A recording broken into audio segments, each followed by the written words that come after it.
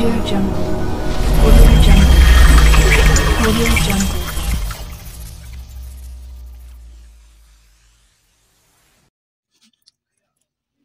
Good morning, everyone.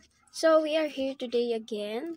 We're doing a video for education. So again, I'm Micah. So our topic now is about waterfall and agile. We are addressed to take down notes, and I'm going to share it to you. If what are these things? So waterfall. It is a linear and sequential approach completed fully before the next phase begins. So, making product without consultations. It's like, for example, a phone or a mobile phone. It is being reproduced or developed first after being spread or deployed.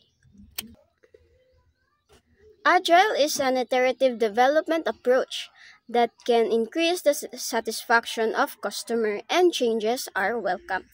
So meaning um, with the involvement of customer, we can create a product and changes are welcome. Example of this is making a house. So we need to consult to the owner or to the customer if what would they want, what design would they want. So the benefits of agile is that the continuous evolution. So meaning you can interact with your customer if what would they want. Number two is consult first before doing the product. So in this, we know that consultation is very